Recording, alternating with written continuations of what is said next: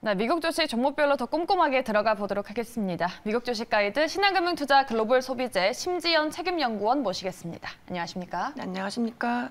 네, 오늘 어떤 종목 가져오셨는지 오늘의 종목 한번 오픈해 보겠습니다. 네, 오늘은 나이키 가져오셨습니다. 나이키 저도 좋아하는 기업입니다. 운동화랑 레깅스를 많이 사는데 우리 연구원님도 많이 애용하시나 봐요. 네, 많이 사고 있습니다. 네. 그래서 가져오신 것 같은데 자기가 쓰는 기업에 투자하는 게 정말 진정한 주식 투자다라는 말을 들어서 그러던데 이 나이키 어떤 기업인지는 좀 다들 아실 것 같은데 한번 간단하게 소개 들어볼까요? 네.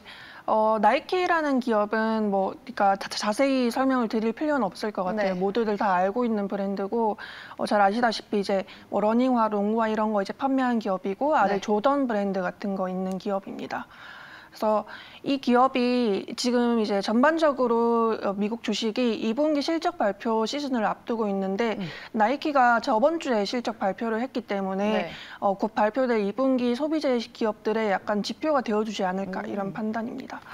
실적 말씀하셨는데 지금 나이키 실적이 좀 잘 나왔잖아요. 근데 미국에서 매출이 좀 감소한 부분이 조금 걸리는 것 같기도 하네요. 네. 약간 이제 조금 이제 복잡한 해석하기 복잡하게 네. 좀 나왔다고 판단을 하고 있는데 일단 가장 윗단인 매출과 그리고 가장 아랫단인 EPS가 컨센서스를 상회한 건 맞습니다. 그런데 조금 더 자세히 살펴보면은 네. 마진이 감소를 했고 그 마진 감소가 세전이익까지 이어지는 모습이었습니다. 이게 세전이익에서 순이익으로 넘어오면서 법인세 부분에서 약간 이제 환입 비슷하게 되는 부분이 있었기 때문에 순이익부터는 올라가는 것처럼 보였는데 실제로는 마진이 줄어들면서 조금씩 이제 실적이 감소를 했던 네. 그런 상황이었고요. 실적 감소의 가장 큰 원인은 첫 번째로는 그 중국 락다운이 이어지면서 중국에서 타격을 입은 부분이었고 실제로 중국에서 15% 매출이 하락했습니다.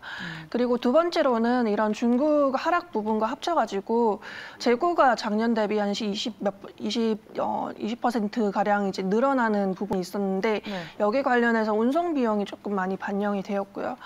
그래서 이런 나이키의 실적을 보면서 1분기 그 실적 발표 때 소비재들이 좀 우려를 했던 재고 우려가 이제 나이키 같은 큰 기업까지 좀 영향을 많이 미치고 있는 거 아니냐 이런 우려가 좀 이제 깊었던 한 주였습니다. 네. 근데 이제 재고 문제를 조금 더 자세히 살펴보면은 나이키 같은 경우는 이 재고 회계에 잡힌 것 중에 운송 중에 있는 재고가 좀 많이 잡혔기 때문에 네. 거기서 오는 재고 증가가 좀 많이 있었고요. 이 운송 중 재고를 제외한 가용 재고를 수요랑 비교해 보면 실제 수요보다는 가용 재고가 낮았던 상황입니다. 네. 그래서 컨퍼런스콜 여기 이런 곳에서도 이제 재고를 좀 확보할 수 있으면 더 확보하고 싶다 이런 이제 코멘트도 비쳤고요. 네.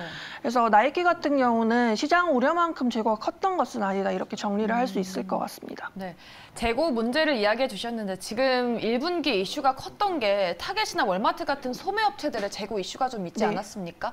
이 전반적으로 좀 재고 문제가 해결이 되고 있는 상황인지 실적 시즌을 앞두고 좀 재고 부분은 어떤 시각으로 바라봐야 될까요? 네.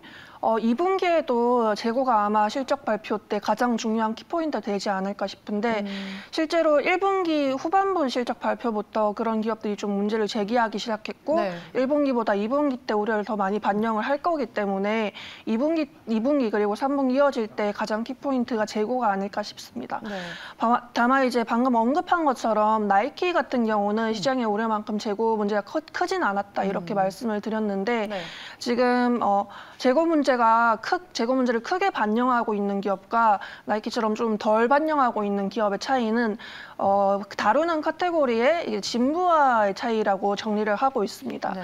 진부화라고 하면은 재고를 이제 보유를 했을 때 좀 빨리 가치가 하락하는 그런 것들을 일컫는데 예를 들어서 한 분기 그 시즌이 지나면은 빨리 할인해서 아울렛에 내려간다거나 그런 의류 아니면 전자제품 이런 카테고리를 들 수 있을 것 같습니다. 그래서 말씀드린 것처럼 이렇게 재고의 진부화가 빨리 일어나는 기업들 위주로 지금 재고 문제가 굉장히 심각하게 대두가 네. 되고 있고 상대적으로 그렇지 않은 기업들도 이제 따로 구분이 되고 있다 이렇게 볼 수 있을 것 같습니다. 네. 제가 또 나이키 투자 포인트가 뭐가 있을까 봤는데 기사에서 이 끊임없는 혁신이 나이키의 핵심 성장 요인이다라고 하더라고요. 지금 최근에 나이키가 메타버스랑 NFT 시장에도 진입을 하면서 NFT 관련주로도 좀 묶이더라고요. 네. 네. 나이키의 실적이랑 그리고 그 실적이 2분기 실적 시즌에 미치는 전반적인 영향을 방금 설명드렸는데 네.